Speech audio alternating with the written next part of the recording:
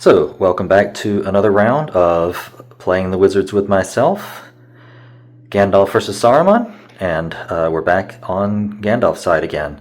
Everyone's at a haven, and you know what? They're sort of at the exact opposite haven that I'd want them to be. I really need these guys to get information, but the information sites near Lorien are ones with orc automatic attack. Oh, by the way, yeah, sorry, well, I'll get to that.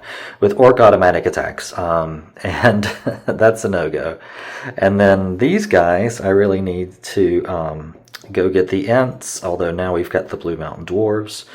We could do that instead. So, let me think for a second. Okay, I think I figured out what I'm going to do. We are going to go... The Blue Mountain Dwarves are at the Blue Mountain Dwarfhold, which is actually all the way to the west, near the Grey Havens, over in, how do you pronounce that? Numeriador. And so we need to... In the meantime, we need to go to a site where information can be played.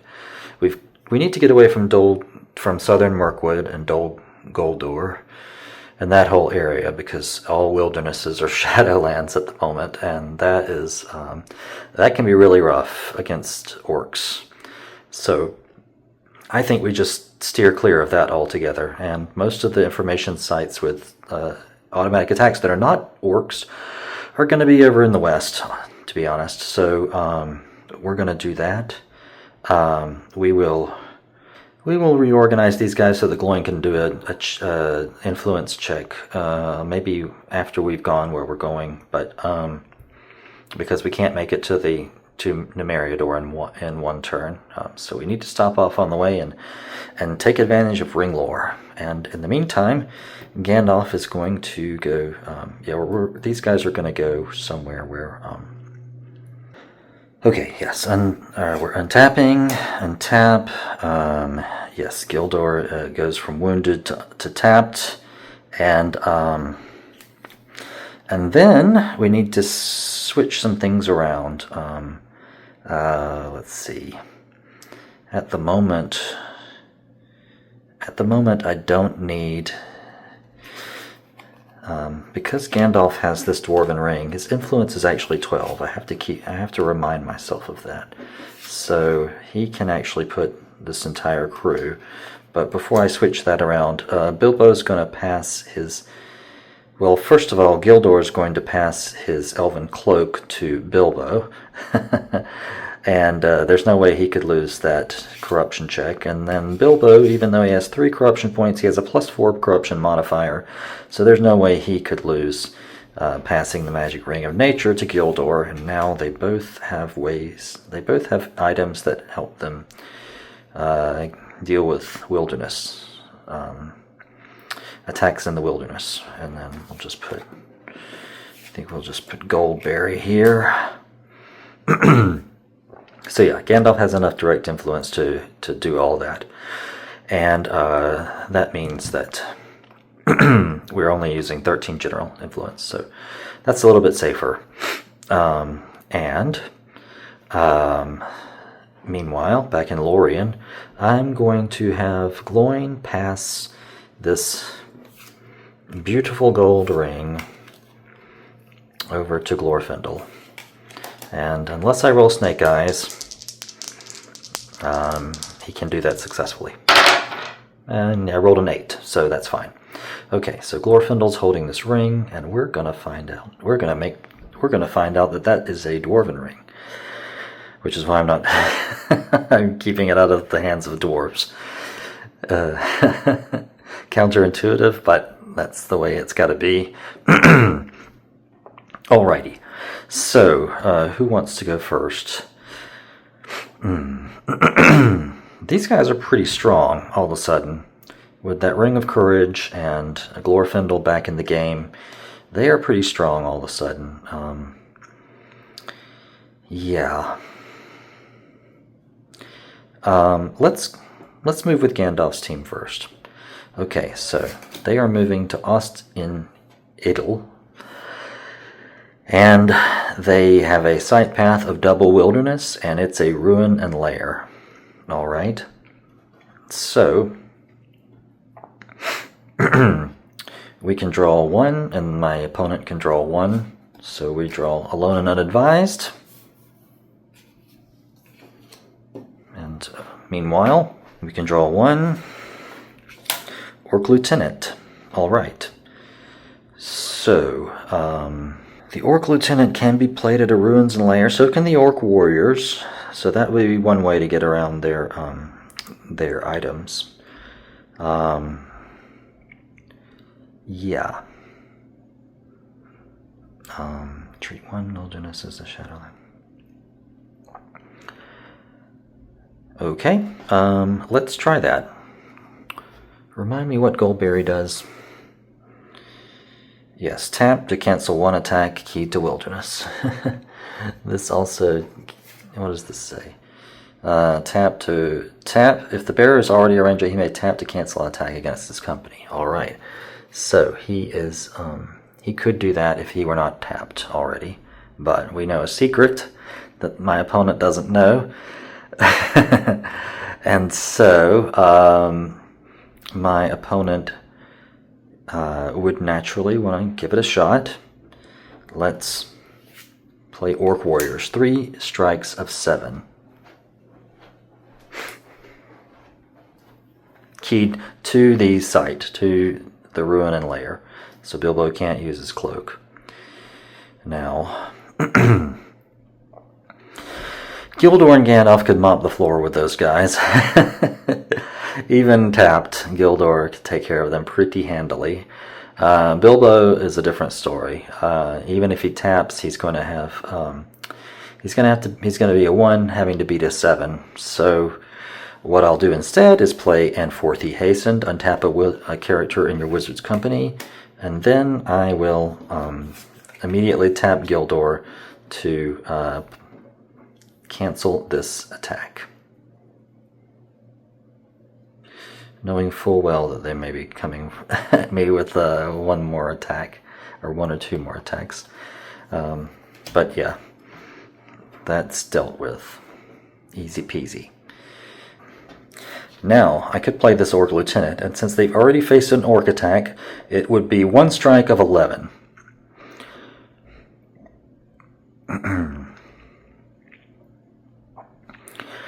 And I could key it to the Ruin and Lair, so 1 strike of 11, but I have a feeling that Gandalf might tap to take the strike, and his prowess is 8 to beat an 11.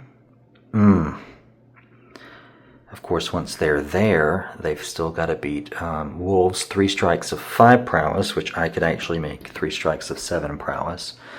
So,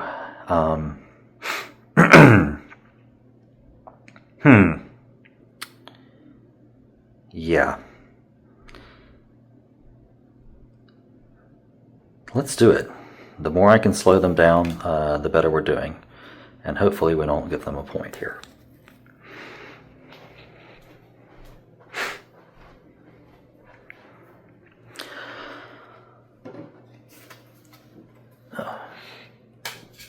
Oh, by the way, Minion Stir should have been discarded. There we go. Okay. It's a long event from last go round. Alright, so Orc Lieutenant, 1 strike of 11. And so now I have to ask myself, do I tap Gandalf to take the strike? Otherwise, he's for sure going to put it on Bilbo. So, yeah.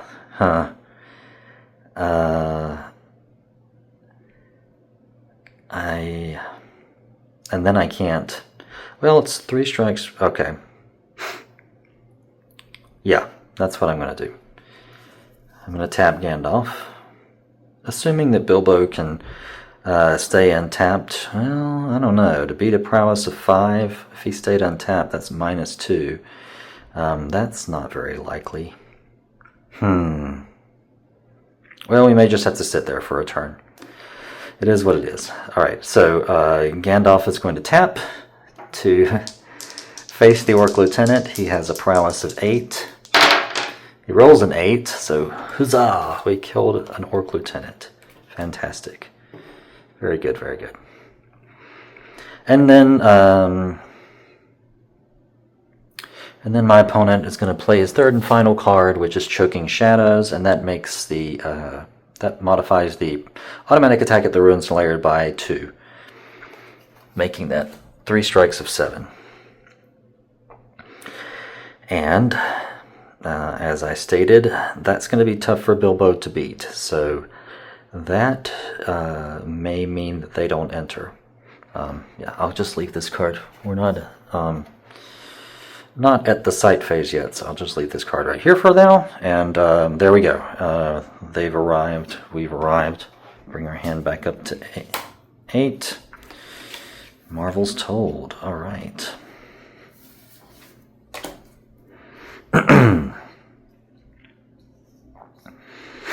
And now we move on to the other. They arrived safely. Now we move on to the other company. And they will be moving to the Worthy Hills. So that is a site in Cardolan. And so to get there from the Woden Foothills, you go Wilderness to the Redhorn Gate Wilderness, to Holland Wilderness, to Cardolan Wilderness. So quadruple wilderness. And then they're going to a ruin and lair. Luckily, none of those regions are affected by Reaching Shadow, so that's one that's one good thing. But we can only draw 1. My opponent can draw 2, up to 2. So another Magic Ring of Courage. All right. Don't mind that. Don't mind that.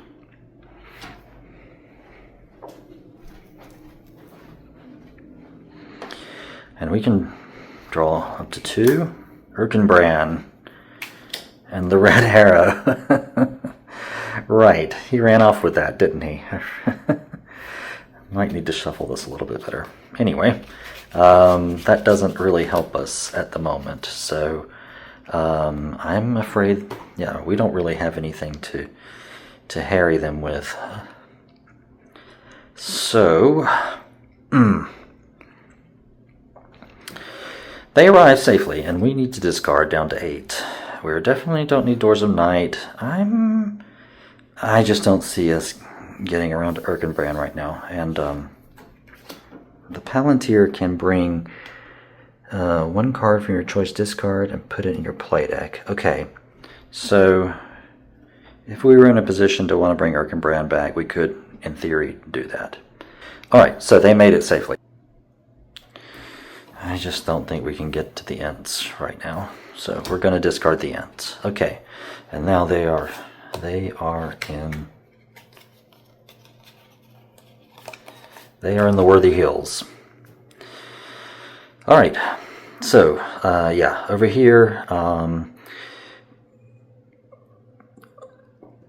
unfortunately, Goldberry can't tap to cancel this attack, and I just can't risk Bilbo facing that. I mean, I could. He has a body of 9, but then who's going to tap to play the ring? So, yes, this card has done what it intended to do. We are not entering the site.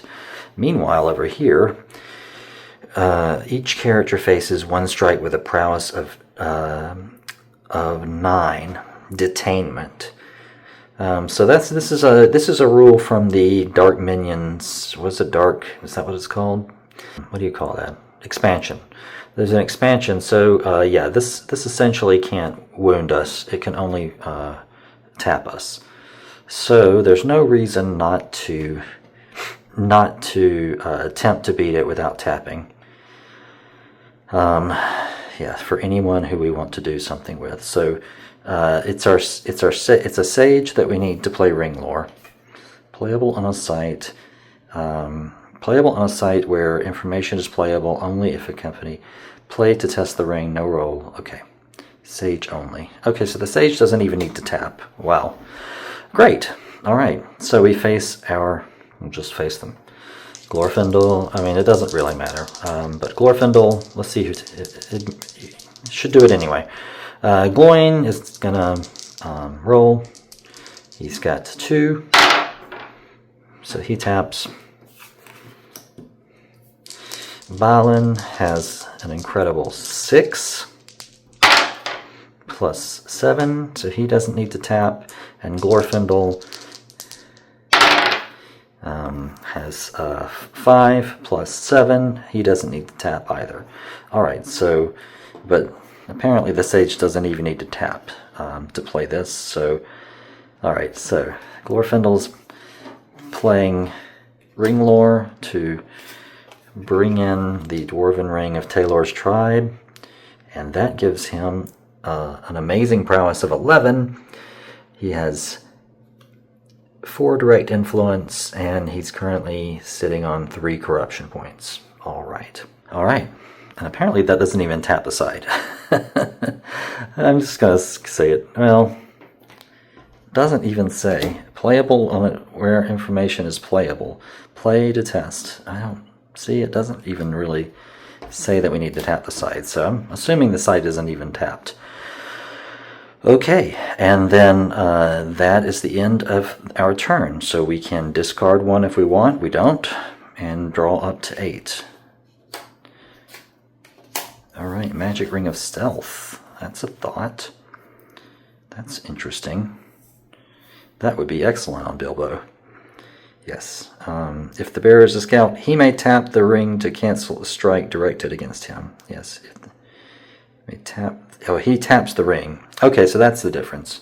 I was going to say, this one cancels an attack, that one cancels a strike. Why is that one, this one so much better? But this one, the character must tap. For this one, the ring taps. So that's what makes this strong. You don't even have to tap the guy.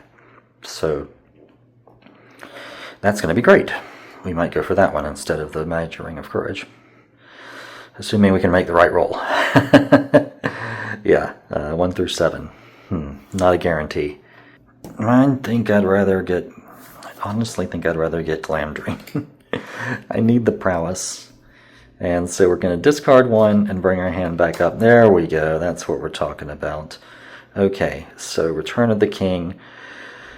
Great. All right. So, and now it's this side's turn, and we can untap Theoden, Halbarad, and Saruman, and bring in Aragorn. Hooray!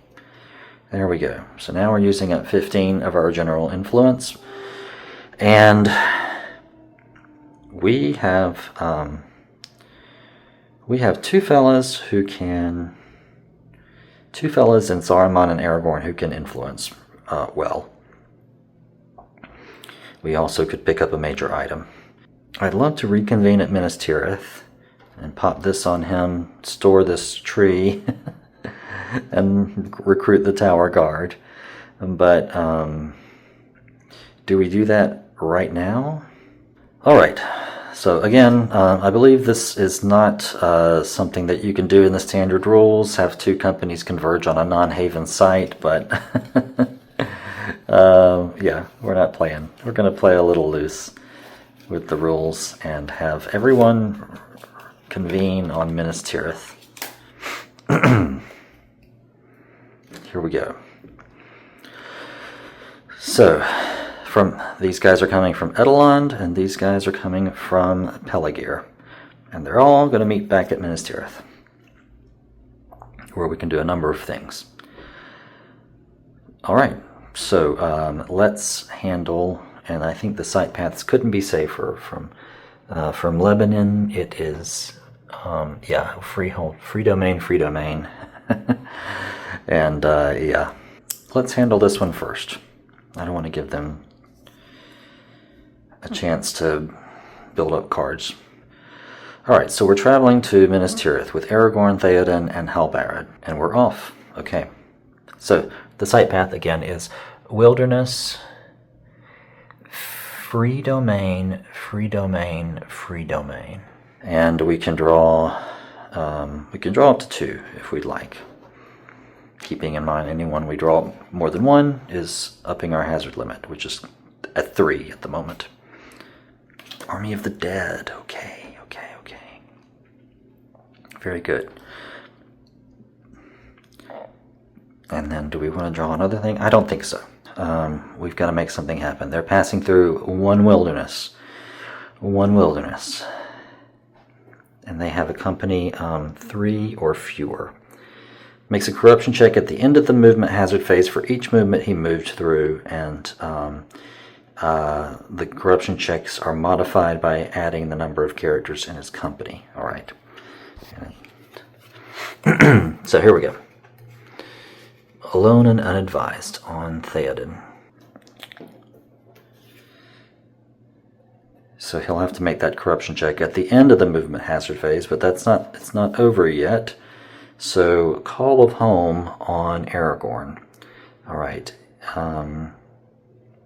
The player makes a roll, return the character to the player's hand if the result plus his unused general influence is less than 10.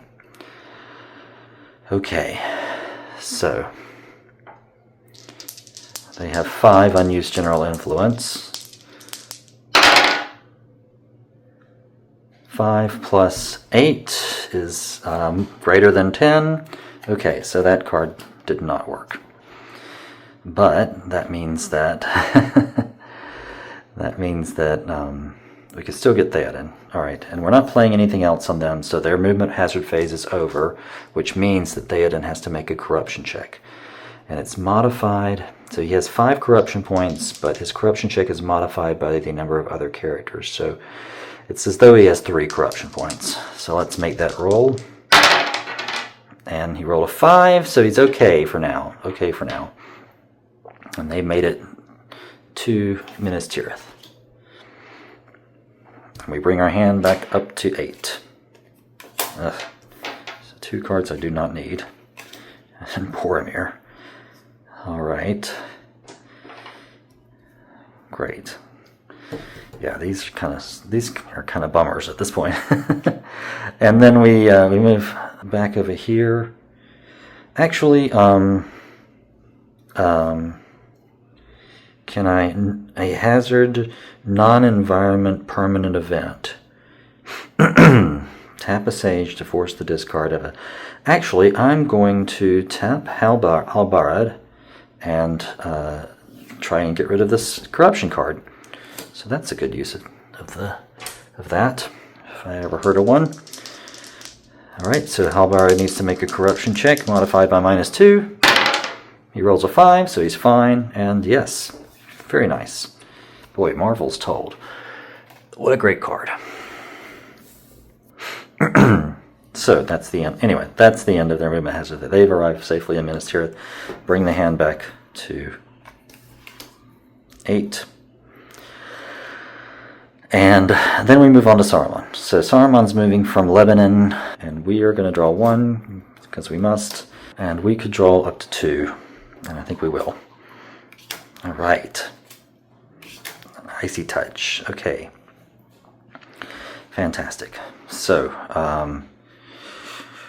we could play Icy Touch and just have it cocked and loaded, but I want to discard these 2, so I'm not going to play Icy Touch. So they arrive safely, unharried, and we need to bring our hand back to 8, which means discarding these 2 useless cards. I don't think this horn is really worth it at this point, so I'm going to discard that. And there we go. Alright, so we have arrived. Peligir gets discarded, and everyone is in Minas Tirith. Fantastic. Now we're in the sight phase. And I can play Return of the King yet again on Aragorn. He's like, hey guys, I'm still the king, don't forget. And then I guess he's the one who should really tap to play the Tower Guard, because he has 6 plus 1 because he's a Dúnedain. He can't miss. So Aragorn taps to play the Tower Guard of Minas Tirith. Very nice. We have 2 Minas Tirith based factions in our marshalling point pile. We have quite the haul over there. Alright, we've really made up some ground. That was a great turn. And Saruman could also tap the Palantir if we wanted to bring something back from the discard. Is there something we want to bring back that's worth the risk of tapping? Yeah. He could also just tap to bring a card from the sideboard, a resource or a character. That's not a terrible idea either. We need an ally point, because otherwise they only have 1 over there, but that gets doubled for what it's worth. Yeah. But sometimes it comes down to 1 point. Vanishment. I don't think we want to be casting any spells now that we've got the Palantir. The Palantir is the spell. Treebeard. Let's do Treebeard. Alright, so Saruman's going to tap, not the Palantir, but just his normal wizard ability to tap to bring 1 card in from the sideboard into the play deck and shuffle. Okay, so the knights can be gotten whenever the getting's good. We have no idea where Paths of the Dead is. It could be at the bottom of that deck, so I think we just discard the Army of the Dead. Safe in the knowledge that we can pull it back with the Palantir. And then bring our hand to 8. Morgul Knight. Ireth. And Doors of Night. Alright, well, okay. Well, we've got 2 things to do next time if we wanted to split up. But before we end the round,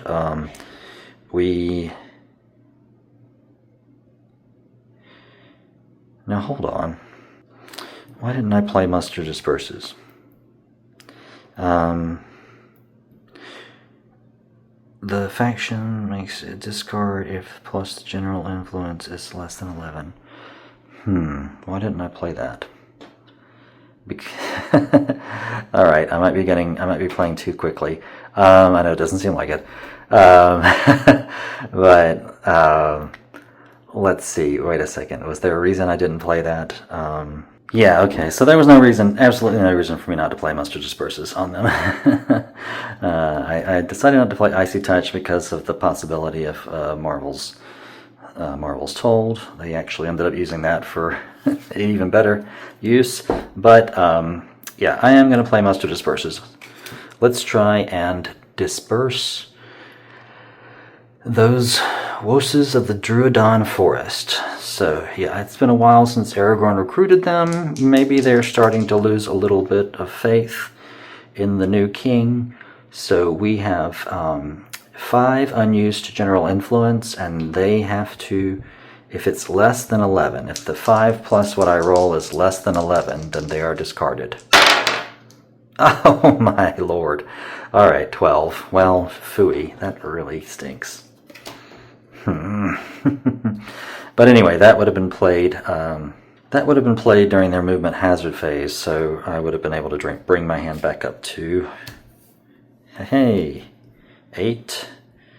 And now we can discard 1 and bring our hand to 8. I just don't see us bringing Boromir in. My influence is better used elsewhere. So we're going to discard Boromir, and Vitelli comes in. All right, fine.